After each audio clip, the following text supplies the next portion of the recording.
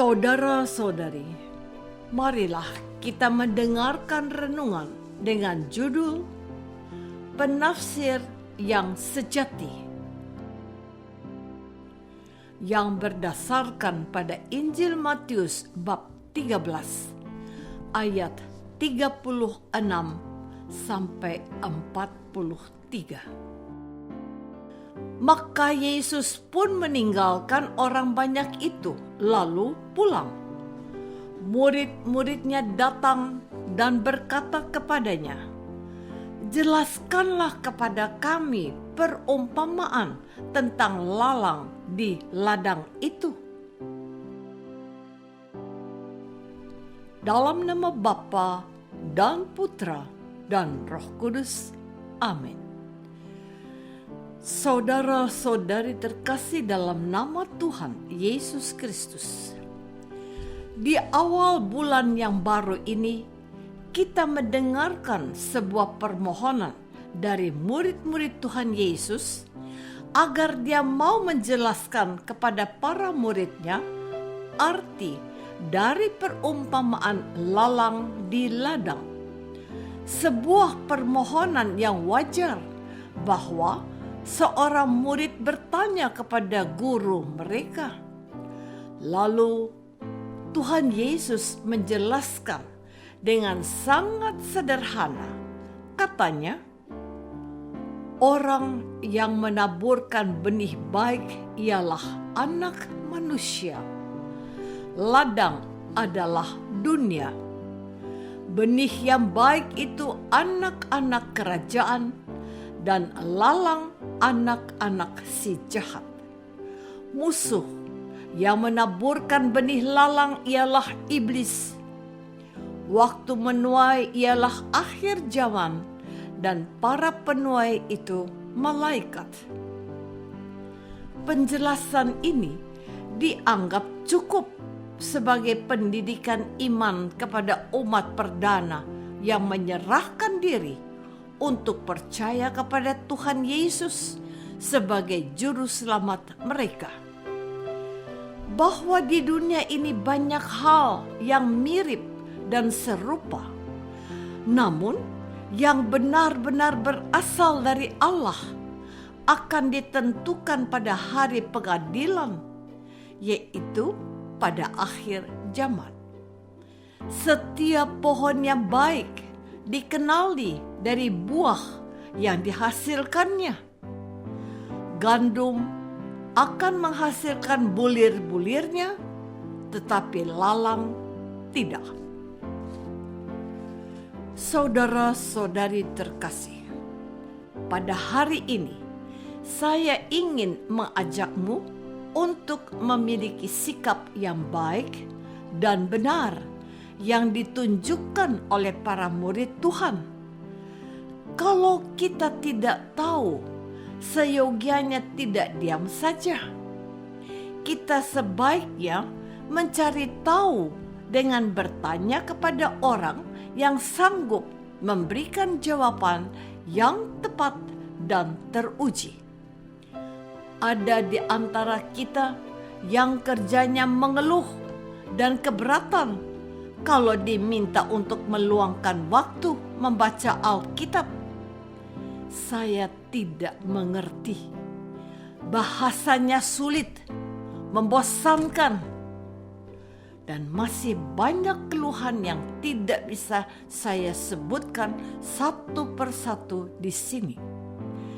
Para murid dan pengikut Tuhan Yesus mempunyai persoalan yang sama dengan kita yang hidup dewasa ini. Tetapi mereka tidak berhenti dengan mengeluh. Mereka bertanya kepada Yesus, "Tuhan, ini maksudnya apa?" Bukan hanya itu, mereka juga meluangkan waktu dan memasang telinga untuk mendengarkan Yesus sendiri menjelaskan pertanyaan-pertanyaan mereka.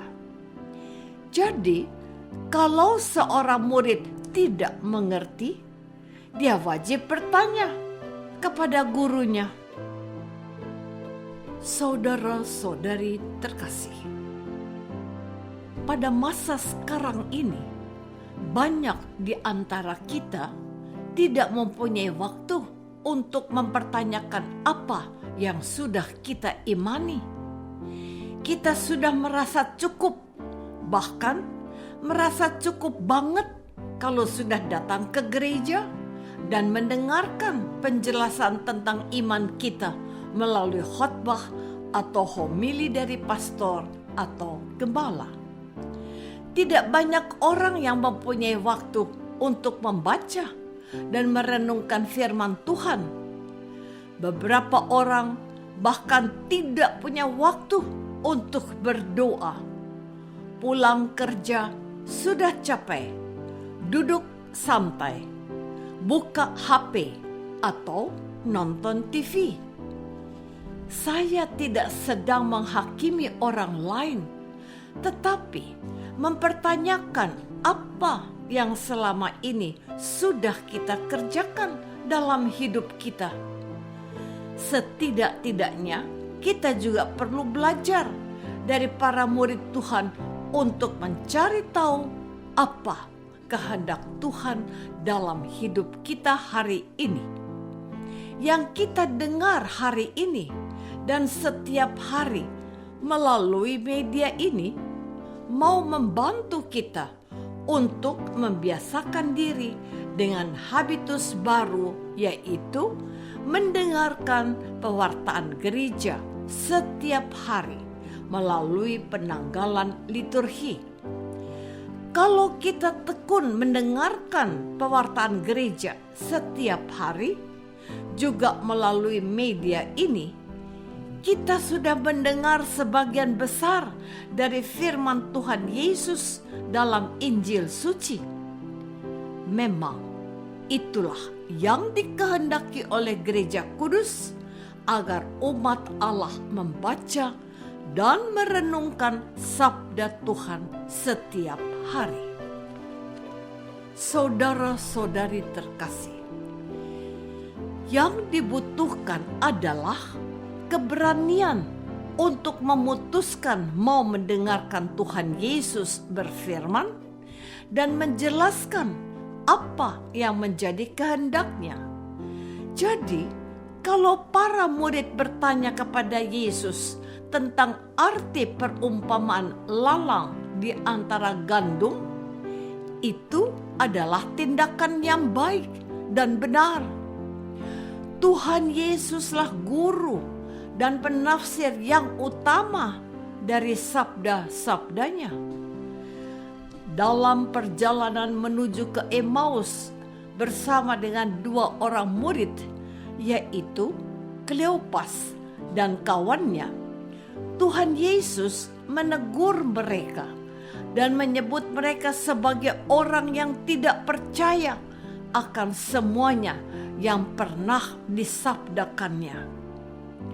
Tuhan Yesus menjelaskan makna kitab suci tentang kebangkitannya kepada mereka. Mereka baru menyadari kemudian setelah Yesus menjamu mereka makan malam. Yesus lenyap dari pandangan mereka dan mereka baru sadar, katanya, "Bukankah hati kita berkobar-kobar ketika Ia menjelaskan kitab suci kepada kita?" Yesuslah penafsir sejati dari firman Allah yang diwartakan kepada kita melalui Gereja Kudus. Maka menjadi kebiasaan yang baik untuk memiliki waktu untuk membaca dan merenungkan Alkitab, memohon penerangan Allah Roh Kudus untuk membantu kita mengenal kehendak Allah dalam pembacaan Alkitab. Datanglah kepada Yesus dan biarkanlah Dia mengajar kita tentang kehendak-Nya untuk kita hidup hari ini. Apakah aku sudah datang kepada Yesus dan mohon Dia menjelaskan firman-Nya? Marilah kita berdoa. Bapa yang Maha Baik, berilah kami hati seorang murid yang baik dan mengandalkan Yesus sebagai guru yang kami andalkan.